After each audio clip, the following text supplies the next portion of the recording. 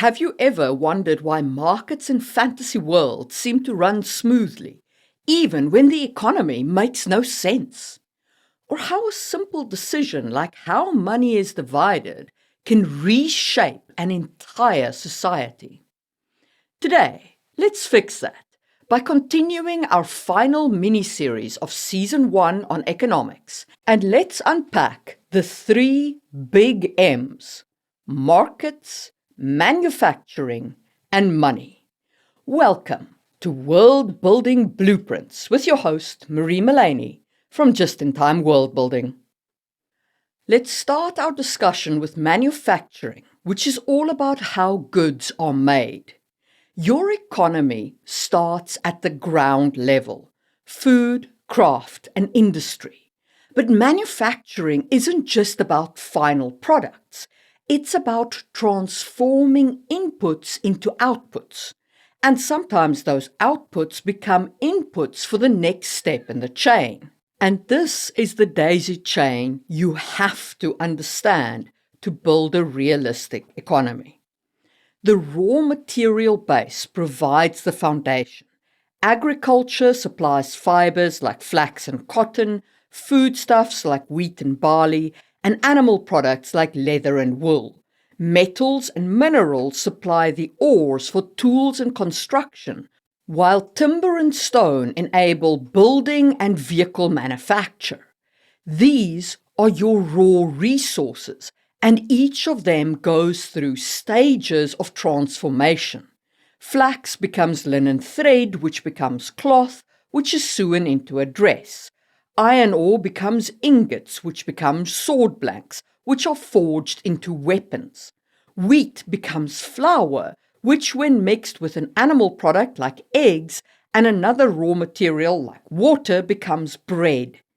Some outputs, like cloth and flour, are both final goods and intermediaries, input for other industries like clothing and baking. An economy is not a single step, but a layered network of transformations, with value added at each stage by labor and resources that goes into that step. Understanding these links is crucial to designing a living, breathing world where work and production feel real to the reader. So, when you're building your economy, these are the layers you need to consider. First, primary resources. Do you have subsistence farming where families grow just enough to survive? Or has your society got plantation-style farming focused on mass production of cash crops? Maybe your world features magically enhanced agriculture, where spells hasten growth, purify soil, or call rain. Magical farming could radically increase food security, but it might also concentrate food production in the hands of those who can wield or hire magic. It is also critically important to consider labor in agriculture.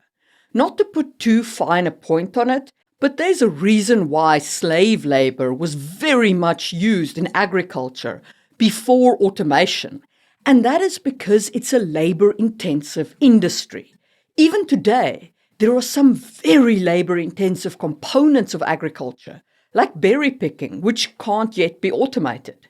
In Finland, for example, during berry picking season, we have crowds of people on temporary visas who come to pick berries because our country doesn't have the labor force to pick berries in a cash crop fashion, and our economy can't sustain that labor force all year round either.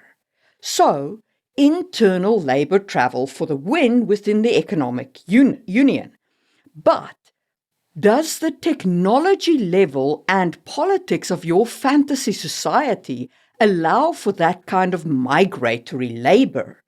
If it doesn't, it's likely that items like berries are not a cash crop because picking them is not economically sustainable in your society. On the other hand, if you have golems who can pick berries, well, now we're talking about a great cash crop. So, don't just think about what kind of crops your farmers could grow. Also think about where their labor comes from and how much labor they have access to. The same applies to mining and production of other raw materials like salt and minerals, and even water and wood and so on. Always think about the labor and how much of it that you need in order to produce the raw material. Next, you want to think about manufacturing in terms of crafts and artisanship.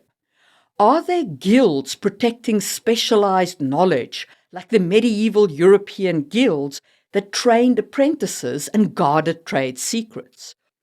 Or consider the temple guilds of Mughal India, where craftsmanship such as carpet weaving, metalworking, and stone carving was often tied to religious and royal patronage. Guilds such as this add rich texture to your economy by regulating quality, controlling supply, and shaping social status. And again, consider the availability of labor. Guilds often only accepted family members of current guild members as apprentices, or required massive fees to be paid for apprenticeships. It was only when the guilds were short of labor due to events like the Black Plague that they accepted outsiders.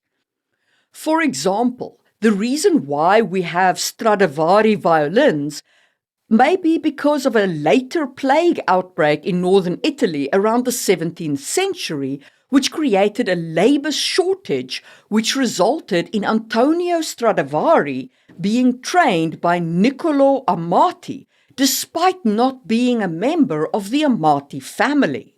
So, labor, labor, labor. I can't emphasize enough how much labor matters in the creation of your economy.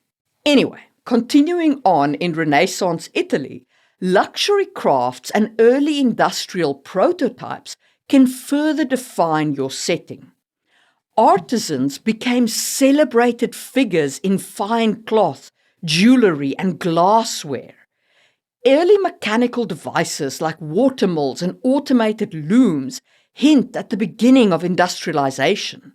Patronage by royals, temples, or wealthy merchants often funded these luxury industries, cementing artisans' social importance and elevating certain cities into cultural powerhouses.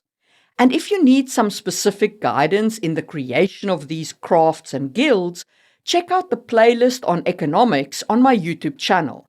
There's everything in there from glass to currencies to the creation of automated cloth through looms.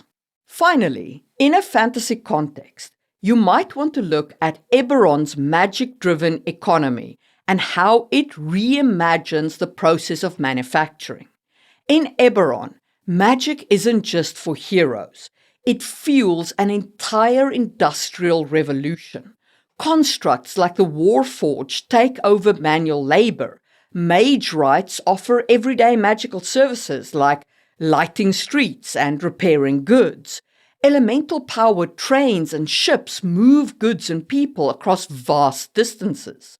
This widespread low-level magic doesn't replace craft, but it supercharges it, leading to an economy that feels both deeply magical and vividly industrialized. So in your world, think about how agriculture, craft, luxury production, and the forces behind innovation combine to form the heart of everyday life, because that way you'll create stories that feel real and immersive to the reader. So when designing your economy, ask yourself questions like, is agriculture subsistence, plantation, or magically enhanced? Are goods handmade or mass-produced? Who actually does the labor? Peasants, mages, golems? How widely available is labor? Are guilds involved? Are crafts passed down from parent to child, or are they monopolized by certain industries? Does magic change the cost, risk, or ethics of work? And here's a mini exercise for you. Let me know in the comments how you got on with that. Think of a raw material in your world, whether it's wood or mana crystals or moon grain or cotton. How does it get picked or mined or otherwise produced? How does it get turned from its raw state into a final product, and who controls the steps in that process? And now, let's talk about an often overlooked part of this whole little daisy chain, which is the transportation and the supply chain. As should be clear, a raw resource like iron ore doesn't magically become a sword. You need mining, smelting, foraging, and enchanting if it's a magic sword, and finally, you need a marketplace to sell it. And that's where transportation becomes crucial. Without roads, rivers, or teleportation gates, your supply chains collapse. You simply can't have an economy without transportation. It determines not only how goods move, but also what gets made, how it's distributed, where your markets are located, where your towns and cities thrive, even how your labor moves around.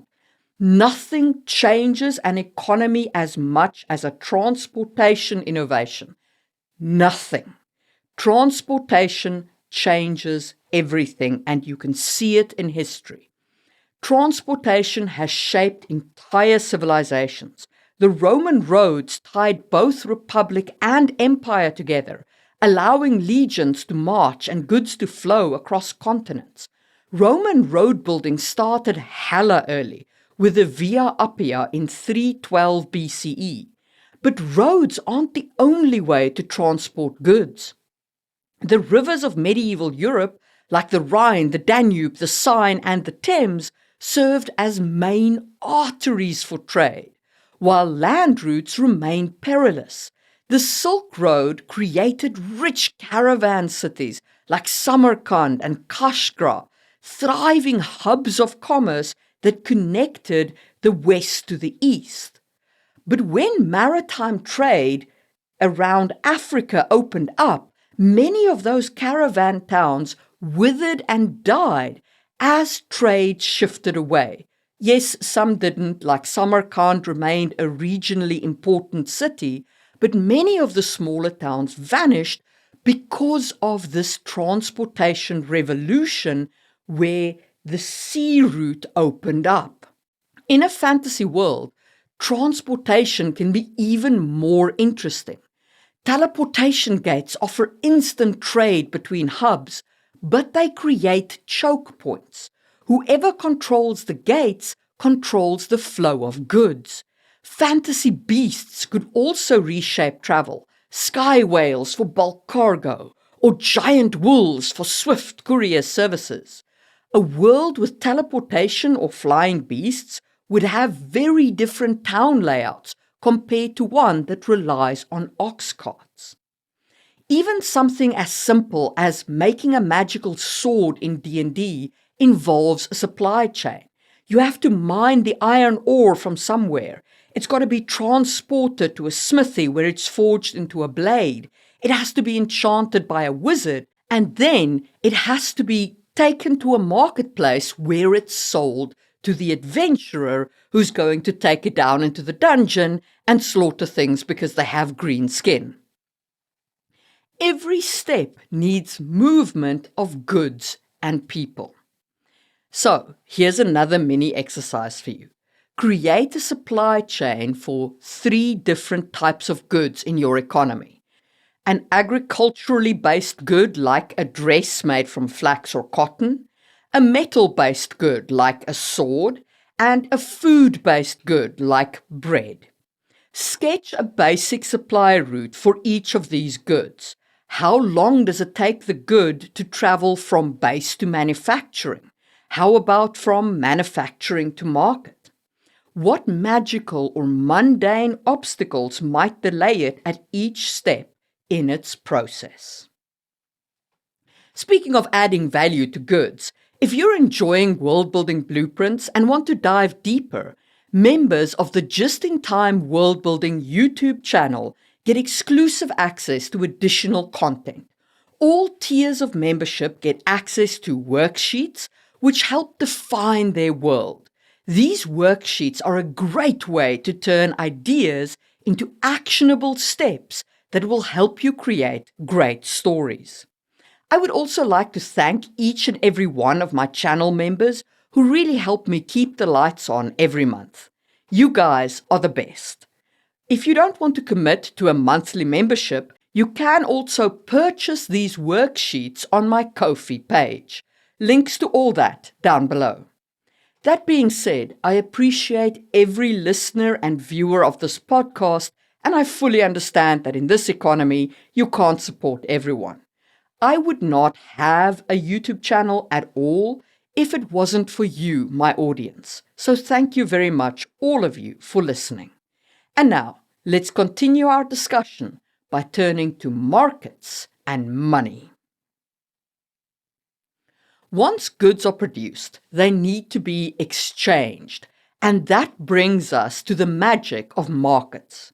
Markets aren't just random stalls that pop up wherever. They depend on trust, organization, and control. Historically, you have a wide variety of market types. Open-air markets, bustling with temporary stalls and traveling merchants. Guild-controlled shops, where only approved members could sell goods. And traveling caravans that brought exotic items from distant lands. Consider the Hanseatic League, a medieval network of merchant guilds and market towns that coordinated trade and protected economic interests across Northern Europe. I visited Tallinn recently, where I went into the ancient merchant guilds of those medieval times, and it was an amazing experience just to see all of the places where the Hanseatic League once exerted their influence. Or as I said, think of the Silk Road, whose caravan stops birthed entire cities that flourished on commerce. Markets in fantasy worlds can be even more fantastical than that. You might have guilds enforced by magical contracts, markets that only open under a full moon, or wizards who literally trade in dreams and curses. So here are some questions for you to consider when creating your markets. Who controls access to markets in your world? How would a merchant obtain a stall or permission to sell their goods? Are there guild monopolies that restrict certain goods or crafts? How does magic affect trade? Does it create shortcuts, monopolies, or dangers? And here's a mini exercise for you. Remember those 3 supply chains you created up above? Okay, now define 3 places where those goods might be sold. Perhaps an open-air market, a guild hall, or a caravan trading post. Where are those markets located, and what conflict could arise from a character trying to access those markets as a buyer or a seller? Let me know in the comments how you got on. And finally, it's time to talk about money or currency. Now, I've done 2 videos on that particular topic, one on how important trust is in creating currencies, and one on how you can use currencies as a nation-building exercise, and another on how you can create better currencies in 5 different steps, and so on. I'll leave links to those in the description. But today, I don't want to talk about trust and currencies. Instead, I want to talk about the flexibility of denominations that make an economy work. Historically, the real magic of currency was that it was flexible. Coins came in different denominations so that everyone from a farmer buying a loaf of bread to a merchant buying a shipload of silk could use the same monetary system without resorting to barter.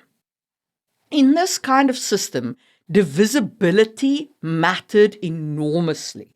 You had to be able to divide coins into smaller coins and add up smaller coins into bigger ones. And we can see this by looking at ancient monetary systems. Rome had a golden aureus, a silver denarius, and bronze coins like the sestertius, dupondus, and as. One aureus equaled 25 denarii. One denarius equaled 4 sesteri. Everything was cleanly divisible. If you needed to buy something small, you didn't have to slice your coin in half.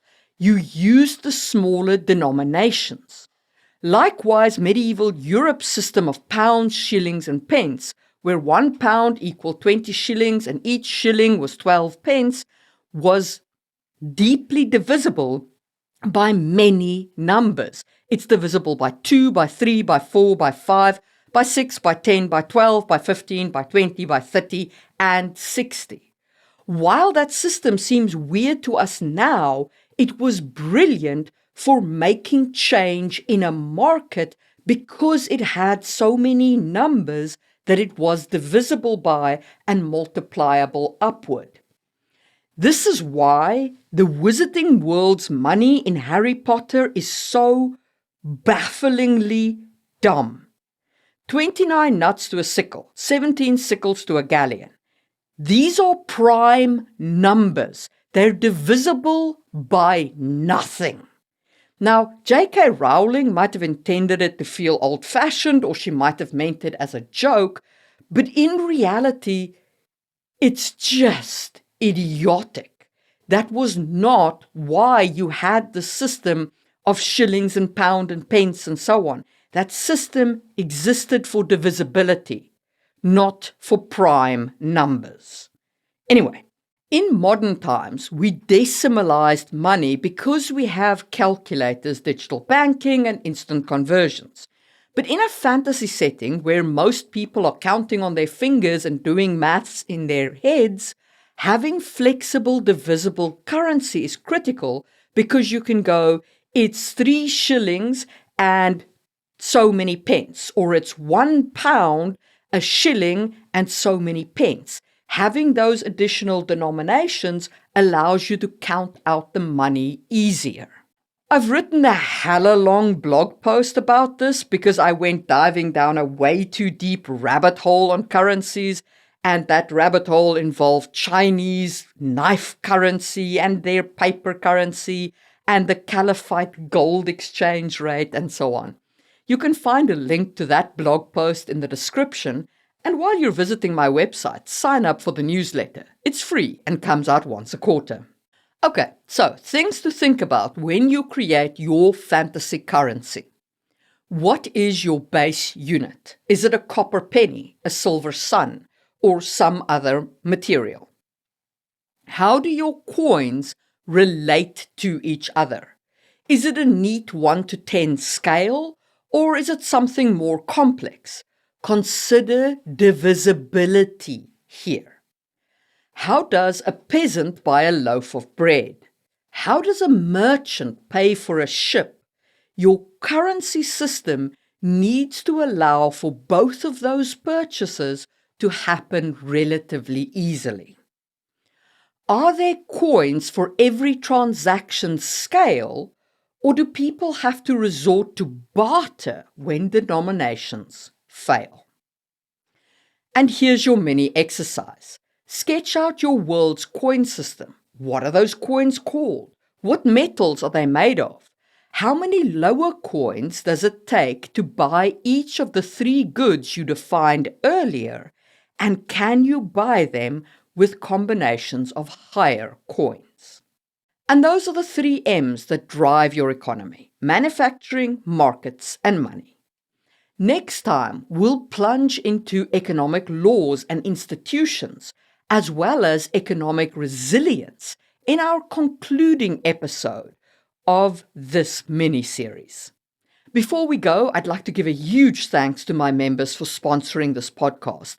A special shout out to Epic, Necromancer JM, Lupex Lakeshire, Katie Kofi Mug, and Tony Lamanna, just-in-timers of the Build It in Stone level, and to Husio, Patricio, Michelle Flack, Pablo Barrios, Neil Buckley, Moxane, Glacier Maniac, Carrie, Aya Shamimaru, Tiffany Felix, and Dylan Butera, just-in-timers of the Build It in Wood level. And to all the just-in-timers of the Build It in Straw level as well. Your support makes this podcast possible, and I'm so grateful for it.